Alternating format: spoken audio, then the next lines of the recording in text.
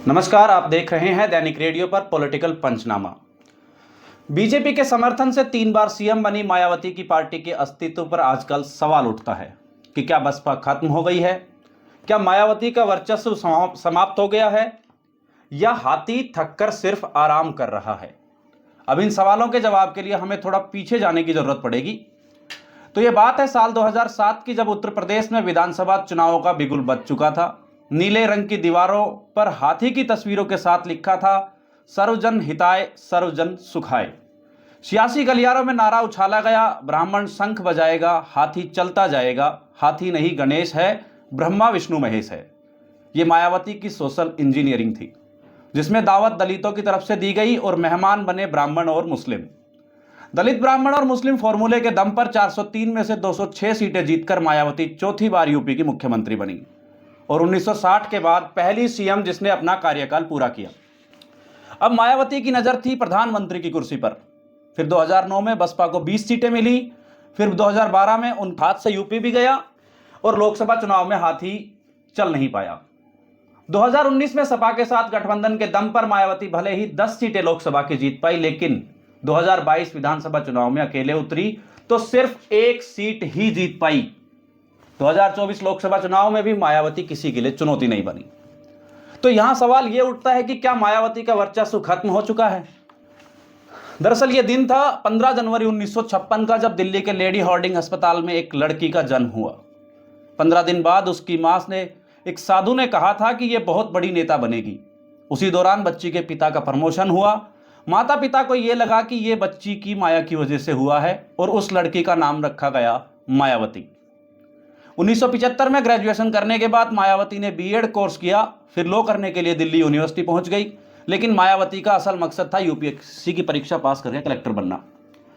Teaching और law का course तो उन्होंने बैकअप के लिए रखा था, ताकि आईएएस नहीं बनी तो रोजी रोटी चलती रहे। और 1 साल बाद ही मायावती स्कूल की टीचर बन गई। मायावती की जीवनी बहन जी में अजय बोस लिखते हैं कि 1977 की बात है, जब जनता पार्टी ने जातिगत भेदभाव के लिए दिल्ली के कॉन्स्टिट्यूशन क्लब में एक बैठक रखी थी, जिसमें बतौर वक्ता मायावती भी पहुंची थी। यह पहली बार था। रायबरेली से इंदिरा गांधी को चुनाव हरा चुके राजनारायण ने अपने भाषण में कई बार दलितों के लिए हरिजन शब्द का प्रयोग किया था। और जब मायावती मंच पर आई तो उन्होंने कहा कि हरिजन शब्द अपमानजनक है। सरकार के एक मंत्री ने इस शब्द का बार बार दोहराते हुए दलितों का अपमान किया है। यह सम्मेलन जो जातिगत भेदभाव को खत्म करने के लिए किया गया है, यह एक मजाक बनकर रह गया है। अब इस 20 साल की लड़की के भाषण ने वहां मौजूद दलितों में बिजली सी दौड़ा दी। राजनारायण को हटाओ, जनता पार्टी को हटाओ के नारों से पूरा का पूरा हॉल गूंजने लगा। दरअसल तब तक कांसीराम यूपी में दलितों के बड़े नेता के रूप में पहचान बना चुके थे। वे all India backward minority communities employ federation यानी कि बामसेफ की नींव रख चुके थे। बामसेफ दलितों, पिछड़े और मुस्लिम वर्ग के सरकारी कर्मचारियों का संगठन था। मायावती का भाषण कार्यकर्ताओं के जरिए कांसीराम तक पहुंच गया। दरअसल कांसीराम उन दिनों पढ़े लिखे दलितों के संगठन जोड़ने की मुहिम चला रहे थे। उनका कहना था, जब दलितों के दिमाग से दूसरी पार्टियों का कब्जा होगा तब तक उनके घर में हरवाहा पैदा होंगे, लेकिन जब अपना कब्जा होगा तो दलितों के घर हाकिम पैदा होंगे। अब साल आया 1977, सर्दी का मौसम, रात करीब 9 बजे का वक्त। हर दिन की तरह मायावती रात का खाना खाकर पढ़ने बैठी थी और उनके माता पिता और भाई बहन सोने की तैयारी कर रहे थे। इसी बीच किसी ने दरवाजा खटखटाया। मायावती ने दरवाजा खोला तो देखा कि एक अधेड़ उम्र का शख्स, जिसके सर पर ना ठीक से बाल हैं और गले में मफलर लपेटे था, यह शख्स था कांशीराम। कांशीराम ने मेज पर चारों तरफ फैली किताबों की तरफ इशारा करते हुए मायावती से पूछा कि इतना पढ़ लिख कर क्या बनना चाहती हो। और मायावती ने जवाब दिया, मैं कलेक्टर बनकर अपने समुदाय की सेवा करना चाहती हूं। तभी मायावती के पीछे खड़े उनके पिता प्रभुदास बोल पड़े, मैं चाहता हूं कि बेटी अफसर बनकर दलित समुदाय का गौरव बने। अब कांसीराम ने मायावती से कहा कि तुम बहुत बड़ी गलती कर रही हो। हमारे समुदाय ने कई कलेक्टर और अफसरों को जन्म दिया है, लेकिन हम ढंग का नेता नहीं ला सके जो इन कलेक्टरों और अफसरों को सही रास्ता बताए। मैं तुम्हें इतना बड़ा नेता बनाऊंगा कि तुम्हारे सामने कलेक्टरों की लाइन लग जाएगी। अब कांसीराम से मुलाकात के बाद मायावती ने यूपीएससी की तैयारी करना छोड़ दिया और बामसेफ के कार्यक्रमों में हिस्सा लेने लगी। हालांकि प्रभुदास, उनके पिता, ये नहीं चाहते थे कि बेटी राजनीति में उतरे और इसीलिए उन्होंने मायावती से भी कहा था कि अगर तुम्हें राजनीति में जाने की ठान ही ली है तो फिर कांग्रेस जैसी मजबूत पार्टी में जाओ। कांसीराम के चक्कर में तो तुम कॉर्पोरेटर भी नहीं बन पाओगी। और मायावती ने धीरे धीरे अपने ही पिता की बातों को नजरअंदाज करना शुरू कर दिया। वो हर छोटा बड़ा फैसला कांसीराम से पूछकर लेने लगी। एक दिन गुस्से में प्रभुदास ने मायावती से कहा कि तुमने मेरी बात नहीं मानी तो कांसीराम का साथ नहीं छोड़ा तो तुम्हें मैं घर से निकाल दूंगा। प्रभुदास को लगता था कि मायावती अविवाहित होने के चलते घर छोड़ने का फैसला नहीं करेगी, लेकिन उनका अंदाजा गलत निकला। उसी दिन मायावती बिना कुछ कहे अपनी सैलरी से बचाए पैसे और कुछ कपड़े लेकर घर से निकल गई। दरअसल उस रोज कांसीराम भी शहर में नहीं थे। मायावती को समझ नहीं आ रहा था कि कहां जाए। फिर वह करोल बाग में बामसेफ के दफ्तर चली गई और जब कांसीराम लौटकर वापिस आए तो मायावती ने उन्हें पूरी कहानी बताई। दरअसल कांसीराम खुद एक किराए के कमरे में रहते थे। उन्होंने मायावती से कहा, तुम मेरे कमरे में ठहर जाओ, मैं तो काम की वजह से ज्यादातर समय बाहर ही रहता हूं। इसके बाद मायावती कांसीराम के कमरे में रहने लगी और बाद में कांसीराम पर मायावती को आगे कर सीनियर नेताओं की अनदेखी करने के भी आरोप लगे थे। अजय बोस लिखते हैं कि एक बार दिल्ली में कांसीराम के कमरे के बाहर मीडिया इकट्ठी हुई थी और कुछ पत्रकारों ने बाग में एक रस्सी पर महिला के कपड़े सूखते हुए देखे थे, जिसको चलते पत्रकारों ने कांसीराम से यह सवाल किया था कि आपके घर में महिला के कपड़े दिख रहे हैं। इस पर कांसीराम नाराज हो गए थे। अब साल आया 1984, जब कांसीराम ने बहुजन समाज पार्टी यानी बसपा की नींव रखी। इसी साल मायावती टीचर की नौकरी छोड़कर बसपा की ऑल टाइम मेंबर बन गई। तब बसपा के लोगों ने नारे लगाए, तिलक तराजू और तलवार, इसको मारो जूते चार, ठाकुर ब्राह्मण बनिया चोर, बाकी सब है DS4। DS4 यानी कि दलित शोषित समाज संघर्ष समिति। कांसीराम कहते थे कि पहला चुनाव हारने के लिए लड़ेंगे, दूसरा हरवाने के लिए लड़ेंगे और तीसरा जीतने के लिए। और उसी साल 1984 में मायावती कैराना लोकसभा सीट से चुनाव लड़ी। उन्होंने साइकिल पर बैठकर चुनाव प्रचार किया। हालांकि इंदिरा गांधी की हत्या के बाद कांग्रेस लहर के चलते मायावती हार गई और उनकी पार्टी को भी एक भी सीट नहीं जीत पाई। लेकिन फिर 1985 में बिजनौर और 1987 में मायावती ने हरिद्वार से लोकसभा चुनाव लड़ा और इस बार भी वो हार गई। हरिद्वार इसलिए, दरअसल उस वक्त हरिद्वार यूपी में था। लेकिन 1989 मायावती और बसपा दोनों के लिए बड़ा ही खास साल था। इस साल लोकसभा और यूपी विधानसभा चुनाव नवंबर दिसंबर के महीने में हुए थे और केंद्र की राजीव गांधी सरकार बोफोर्स घोटाले से घिरी थी और उनका असर यूपी की कांग्रेस सरकार पर भी हो रहा था। इस बार मायावती बिजनौर से लोकसभा चुनाव लड़ी और 8000 वोटों से जीत गई और 13 सीटों के साथ बसपा राज्य में चौथे नंबर की पार्टी बन गई। अब साल आया 1991। मुलायम सिंह के मुख्यमंत्री पद से इस्तीफा देने के बाद यूपी में एक बार फिर से चुनाव हुए। तब तक बीजेपी के दिग्गज नेता लाल कृष्ण आडवाणी यत्र यात्रा निकाल चुके थे। अयोध्या में गोलीकांड हो चुका था और इसका फायदा बीजेपी को मिला। उसने 419 में से 231 सीटें जीतकर कल्याण सिंह को मुख्यमंत्री बनाया, क्योंकि अयोध्या गोलीकांड की वजह से मुसलमान कांग्रेस से छिटककर मुलायम की तरफ शिफ्ट होने लगे। और उसी दौरान इंटरव्यू में कांसीराम ने कहा था कि यदि मुलायम सिंह उनसे हाथ मिला ले तो उत्तर प्रदेश की बाकी पार्टियों का सुपड़ा साफ हो सकता है। इसके बाद मुलायम सिंह ने कांसीराम से दिल्ली में मुलाकात की और उनकी सलाह पर अक्टूबर 1992 में समाजवादी पार्टी यानी सपा का गठन किया। करीब 2 महीने बाद 6 दिसंबर 1992 को बाबरी मस्जिद का ढांचा ढा दिया गया और इसके बाद यूपी की कल्याण सिंह सरकार को केंद्र सरकार ने बर्खास्त कर दिया। अब 1993 में सपा और बसपा ने मिलकर चुनाव लड़ा। उस चुनाव में सपा को 109 और बसपा को 67 सीटें मिली। मुलायम सिंह दूसरी बार मुख्यमंत्री बने। हालांकि कुछ समय बाद सपा और बसपा के बीच अनबन की खबरें सामने आने लगी और अब 23 मई बात थी, 23 मई 1995 की। कांसीराम अस्पताल में भर्ती थे, तभी बीजेपी नेता लालजी टंडन ने उनकी फोन पर बात हुई। इसके बाद उन्होंने मायावती को बुलाया और पूछा कि क्या तुम मुख्यमंत्री बनोगी। मायावती को लगा कि कांसीराम जी बीमार है और उनसे मजाक कर रहे हैं, लेकिन जब उन्होंने दूसरे दलों के समर्थन पत्र दिखाए और कहा कि तुम दावा पेश करो। अब यह दिन था 1 जून 1995। मायावती ने राज्यपाल से मुलाकात की और सपा से अलग होकर बीजेपी से समर्थन सरकार बनाने का दावा पेश किया। अब 2 जून 1995 मायावती लखनऊ के स्टेट गेस्ट हाउस में विधायकों के साथ बैठक कर रही थी।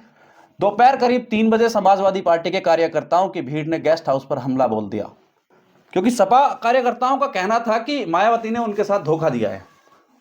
दरअसल अजय बोस की किताब बहन जी के मुताबिक उस रोज मुलायम समर्थकों ने मायावती को कमरे में बंद करके मारा और उनके कपड़े फाड़ दिए। किसी तरह मायावती खुद को एक कमरे में बंद करने में सफल रही और सपा समर्थक लगातार दरवाजा तोड़ने की कोशिश करते रहे। लेकिन इसी बीच बीजेपी विधायक और आरएसएस के बड़े नाम ब्रह्मदत्त द्विवेदी मौके पर पहुंचे और सपा समर्थकों को पीछे धकेला। तब से मायावती उन्हें अपना भाई मानने लगी है और कभी उनके खिलाफ अपना उम्मीदवार खड़ा नहीं करती। इतना ही नहीं, फर्रुखाबाद में तो वो ब्रह्मदत्त के लिए खुद प्रचार करने जाती हैं। कहा जाता है कि जब ब्रह्मदत्त की हत्या हुई तब मायावती उनके घर गई और फूट फूट कर रोने लगी। उनकी पत्नी ने जब चुनाव लड़ा तो मायावती ने लोगों से कहा कि मेरी जान बचाने के लिए दुश्मनी मोल लेने वाले, शहीद होने वाले मेरे भाई की विधवा को वोट देना।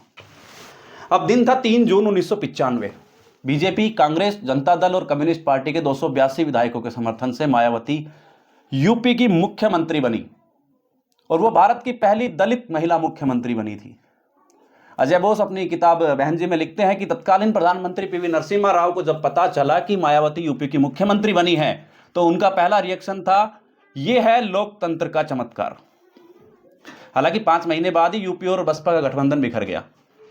अब 1996 में लोकसभा चुनाव में किसी दल को बहुमत नहीं मिला। 174 सीटों के साथ बीजेपी सबसे बड़ी पार्टी थी, सपा 110 और बसपा को 67 सीटें मिली, जबकि कांग्रेस 19 सीटों पर सिमट कर रह गई। बीजेपी के मुलायम के साथ जाना मुमकिन नहीं था और गेस्ट हाउस कांड के बाद मायावती और मुलायम का मिलना तो नामुमकिन सा था। ऐसे में राज्य में फिर से राष्ट्रपति शासन लग गया। करीब 1 साल बाद बीजेपी और बसपा फिर से गठबंधन में आए और दोनों के बीच 6-6 महीने मुख्यमंत्री का फॉर्मूला तय हुआ। अब अप्रैल 1997 में मायावती दूसरी बार यूपी की मुख्यमंत्री बनी, लेकिन 6 महीने बाद जब बीजेपी के कल्याण सिंह को कमान सौंपने की बारी आई तो मायावती ने यह कहते हुए समर्थन वापस ले लिया था कि वो दलित विरोधी है। और इसके बाद 2002 में भी बीजेपी ने समर्थन देकर मायावती को मुख्यमंत्री बनवाया। कहा जाता है कि संघ ने बीजेपी को सलाह दी थी कि मायावती मुख्यमंत्री बनेगी तो दलित वोट कांग्रेस से छिटककर बसपा की तरफ शिफ्ट हो जाएंगे। हालांकि 1 साल बाद ही बीजेपी ने समर्थन वापस लेकर सरकार गिरा दी और मुलायम सिंह को समर्थन देकर मुख्यमंत्री बनवा दिया। अब आया साल 2007। यूपी में एक बार फिर से चुनावी रणभेरी बजी। तब मुलायम का साथ देने की वजह से स्वर्ण बीजेपी से नाराज थे, वहीं दूसरी तरफ बीजेपी से समर्थन लेने की वजह से मुस्लिम समुदाय मुलायम से नाराज था। लेकिन मायावती समझ चुकी थी कि अगर अपने दम पर चुनाव लड़ना है, सरकार बनानी है, तो सिर्फ दलितों के वोट से काम नहीं चलेगा। उन्हें कांग्रेस के पुराने सोशल इंजीनियरिंग फॉर्मूले पर काम करना पड़ेगा, ब्राह्मण, मुस्लिम और दलित। अंतर बस इतना था कि कांग्रेस के फॉर्मूले में ब्राह्मण मेजबानी करते थे और मायावती के फॉर्मूले में दलितों की तरफ से ब्राह्मणों और मुस्लिमों को दावत थी। वहीं मायावती ने कांसीराम के बहुजन हिताय बहुजन सुखाय की जगह सर्वजन हिताय सर्वजन सुखाय का नारा दिया। जगह जगह पोस्टर लग गए, ब्राह्मण शंख बजाएगा, हाथी चलता जाएगा, हाथी नहीं गणेश है, ब्रह्मा विष्णु महेश है। और मायावती ने 403 सीटों में से 206 सीटें जीत ली। इनमें 45 से ज्यादा विधायक ब्राह्मण थे और उन्होंने अपनी कैबिनेट में 10 ब्राह्मणों को भी जगह दी। अब अपने दम पर यूपी जीतने के बाद मायावती की नजर थी प्रधानमंत्री की कुर्सी पर। उनके समर्थक भी यही नारा लगाते थे कि लखनऊ जीत लिया है, अब दिल्ली की बारी है। और इसी बीच कांग्रेस ने 2009 लोकसभा चुनाव से पहले किसानों के 60,000 करोड़ रुपए से ज्यादा के कर्ज माफ कर दिए। इससे पहले सरकार 100 दिनों के रोजगार वाला मनरेगा योजना भी लागू कर चुकी थी, जो कि एक बड़ा फैक्टर था। इससे कांग्रेस को यूपी के साथ साथ देश भर में भी फायदा हुआ और 206 सीटें जीतकर कांग्रेस में सबसे बड़ी पार्टी बनी। यूपी में कांग्रेस 9 सीटों से 21 सीटों पर पहुंच गई और उनका वोट शेयर 6% बढ़ गया, जबकि मायावती 20 सीटें ही जीत पाई। ऐसा कहा जाता है कि मायावती को यह उम्मीद थी कि अगर 40 से 50 सीटें वो जीतती हैं तो प्रधानमंत्री बनने की शर्तों पर यूपीए या एनडीए के साथ डील कर पाएंगी, लेकिन ऐसा नहीं हुआ। साथ ही 2012 के विधानसभा चुनाव में भी मायावती के खिलाफ एंटी इनकम्बेंसी का माहौल था। उन पर करप्शन के आरोप लगे थे, लिहाजा बसपा 206 से घटकर 80 सीटों पर सिमट गई और सपा ने 403 में से 224 सीटें जीत ली। देखा जाए तो उसके बाद से मायावती फिर कभी यूपी की सत्ता में वापस नहीं लौटी। वहीं केंद्र में मोदी सरकार आने के बाद मायावती के कोर वोटर्स भी उनका साथ छोड़ गए। 2014 लोकसभा चुनाव में बसपा का खाता भी नहीं खुला और 2017 विधानसभा चुनाव में पार्टी मात्र 19 सीटों पर सिमट गई। 2019 लोकसभा चुनाव में सपा के साथ गठबंधन करने से मायावती 10 लोकसभा सीटें जीतने में कामयाब तो रही, लेकिन उनका वोट शेयर घट गया। वहीं सीएसडीएस की एक रिपोर्ट के मुताबिक 2017 के यूपी विधानसभा चुनाव में मायावती की जाटा, यानी जिस कम्युनिटी से मायावती खुद आती हैं, उनके 87% ने बसपा को वोट किया था, लेकिन 2022 में आंकड़ा घटकर 65% रह गया। इसी तरह दूसरी दलित कम्युनिटियों ने 44% से 2017 में मायावती को वोट किया था, लेकिन 2022 में यह आंकड़ा घटकर 27% हो गया। यानी मायावती के कोर वोटर्स उनका साथ छोड़ रहे हैं। फिर 2024 लोकसभा चुनाव से पहले भी ये चर्चा चली थी कि मायावती इंडिया अलायंस के साथ जा सकती है। मीडिया रिपोर्ट्स के मुताबिक मायावती के भतीजे आकाश आनंद ने इंडिया अलायंस में शामिल होने की सलाह भी दी थी, लेकिन ऐन वक्त पर मायावती ने अकेले चुनाव लड़ने का ऐलान कर दिया। विपक्ष का आरोप है कि मायावती इंडिया अलायंस को वोट काटने के लिए बीजेपी की बी टीम बनकर काम कर रही है। अभी तक दरअसल यूपी में त्रिकोणीय मुकाबला होता था, लेकिन इस बार की लड़ाई बीजेपी और सपा कांग्रेस गठबंधन के बीच रह गई। हालांकि अभी मायावती के पास विधानसभा में 12.8% और लोकसभा में 19.4% वोट शेयर है। अगर इस चुनाव में बसपा का वोट शेयर घटता है तो यह तय है कि लंबे समय के लिए यूपी की राजनीति से मायावती अप्रासंगिक हो जाएंगी। तो कैसे एक यूपीएससी की तैयारी करने वाली सामान्य सी लड़की देश की पहली दलित महिला मुख्यमंत्री बनी? 50 साल के बाद यूपी की पहली ऐसी मुख्यमंत्री बनी जिसने कि कार्यकाल पूरा किया और अपनी सूझबूझ और योग्यता के आधार पर 4 बार मुख्यमंत्री पद हासिल किया, लेकिन समय के साथ साथ अर्श से फर्श तक का नजारा भी देखा। तो यह था बसपा पार्टी का इतिहास, जिसमें कांसीराम द्वारा बनाई गई पार्टी की सबसे मुख्य नेता मायावती ने कैसे प्रदेश की सत्ता पर बसपा को लाकर बिठाया।